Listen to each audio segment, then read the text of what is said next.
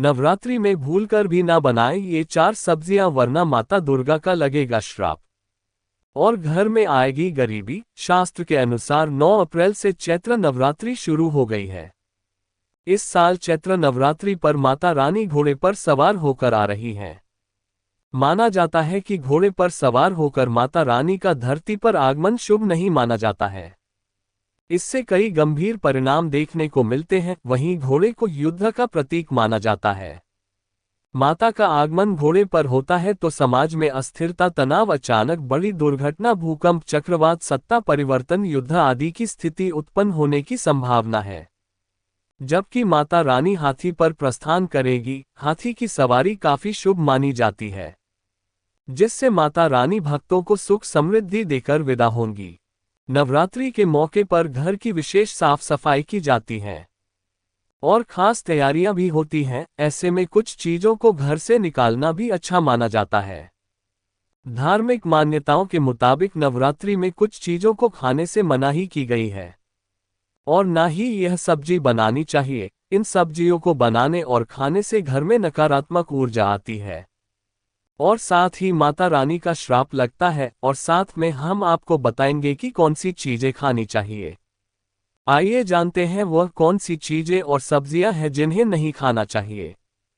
लेकिन उससे पहले अगर आप भी चाहते हैं कि लक्ष्मी माता का आशीर्वाद आप पर बना रहे, तो इस वीडियो को एक लाइक करें और चैनल को सब्सक्राइब कर ले और कमेंट बॉक्स में जय लक्ष्मी माता जरूर लिखें। ऐसे करें। पूजा। इस बार माता घोड़े पर आ रही है, जो कि शुभ नहीं माना जाता है।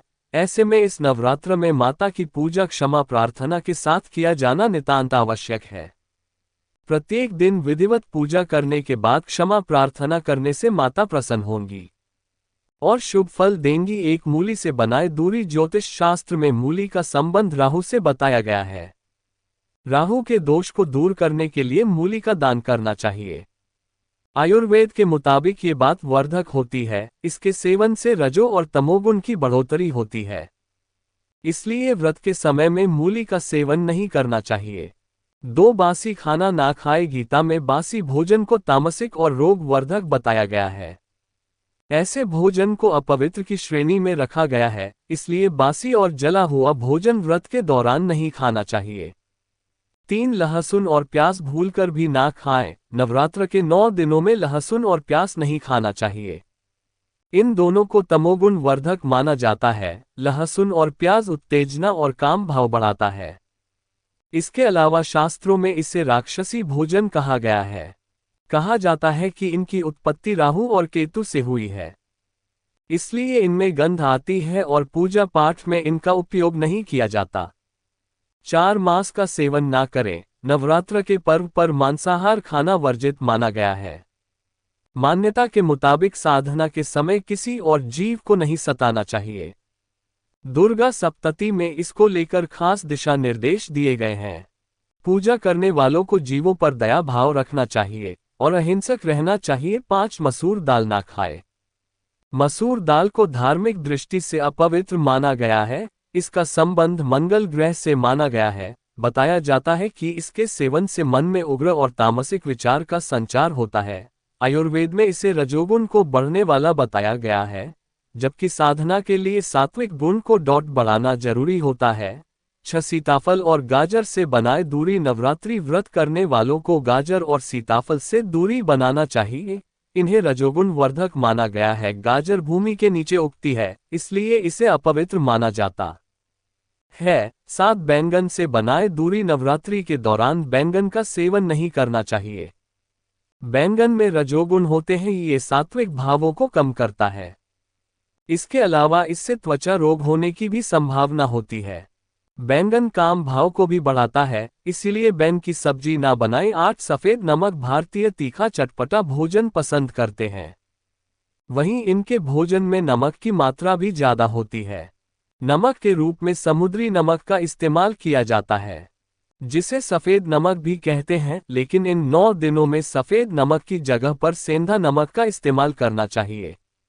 व्रत में सेंधा नमक खाना ही स्वीकार्य है, वहीं इस नमक में सोडियम की मात्रा भी काफी कम होती है, तो हाई ब्लड प्रेशर वालों के लिए काफी फायदेमंद होता है। इसलिए नवरात्रि के 9 दिनों में उपवास के दौरान सेंधा नमक का ही सेवन करें। 9 मसाले भी हैं वर्जित। नवरात्रि के व्रत में कुछ मसालों से भी परहेज किया जाता है, जिसमें हल्दी और गरम मसाला शामिल है। वही जीरा के पाउडर भी नवरात्रि के दिनों में खाने से परहेज करना चाहिए। 10 अनाज नवरात्रि के 9 दिनों में हो सके तो अनाज से दूरी बनाकर रखनी चाहिए। इनमें गेहूं, चावल, सूजी, बेसन, मक्के का आटा, रागी, बाजरे का आटा शामिल है। व्रत में तो इन सभी चीजों का सेवन सख्त वर्जित है। ऐसे में इन 9 दिनों में अनाज का सेवन नहीं करना चाहिए। आइए अब जानते हैं नवरात्रि में किन चीजों का सेवन करना चाहिए। एक, आलू। नवरात्र के दिनों में आलू अधिकतर लोग खाते ही हैं। आप आलू को उबालकर और इसमें सेंधा नमक मिलाकर खा सकते हैं।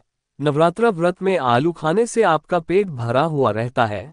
साथ ही आलू में कार्बोहाइड्रेट और प्रोटीन अधिक होता है। ऐसे में व्रत के दौरान आलू खाने से आपको एनर्जी भी मिल, थकान और कमजोरी का एहसास बिल्कुल नहीं होगा। 2, शकरकंद। शकरकंद आलू का ही एक रूप होता है, लेकिन ये स्वाद में मीठा होता है। अगर आपने नवरात्र का व्रत ले रखा है तो आप अपनी फास्टिंग डाइट में शकरकंद को भी शामिल कर सकते हैं। शकरकंद खाने से vitamin C, vitamin B6, calcium और पोटेशियम मिलेगा। इससे आप में व्रत के बाद भी पूरे दिन एनर्जी बनी रहेगी। 3, अदरक। कई लोगों को सिर्फ अदरक वाली चाय पसंद होती है। ऐसे में अक्सर उनके मन में सवाल आता है कि नवरात्र व्रत में अदरक खा सकते हैं या नहीं, तो इसका जवाब है हाँ, आप नवरात्र व्रत के दौरान भी अदरक को चाय या सब्जी आदि में मिलाकर खा सकते हैं। 4, गाजर। गाजर को भी नवरात्र व्रत में खाया जा सकता है।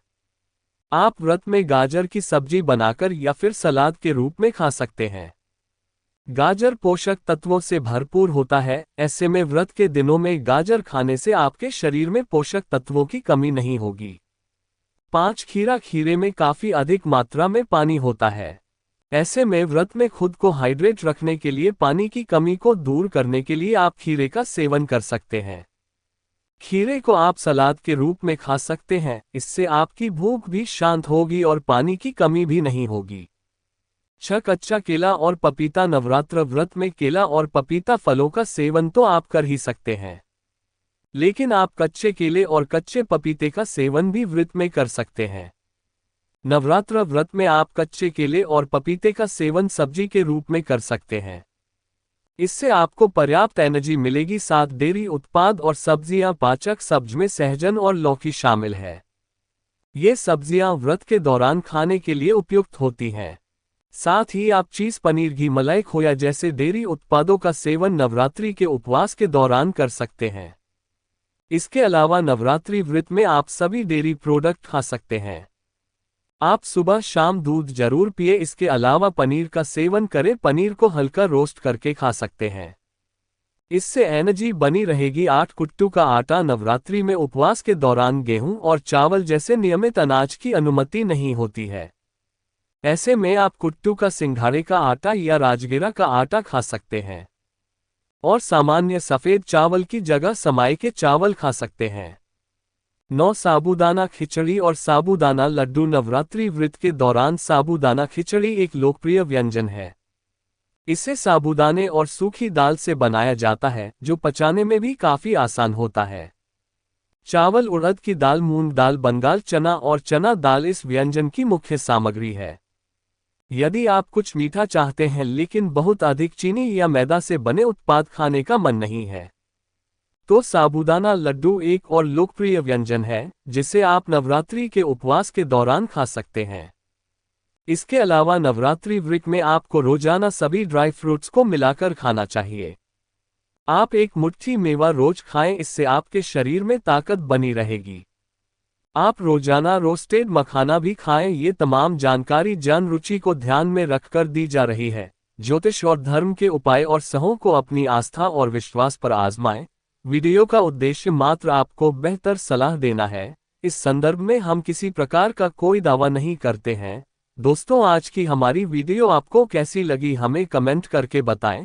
अगर आपको हमारी वीडियो अच्छी लगी तो कमेंट बॉक्स में जय मां लक्ष्मी जरूर लिखें। माता लक्ष्मी आप पर सदैव अपनी कृपा बनाए रखे। वीडियो के अंत तक बने रहने के लिए धन्यवाद।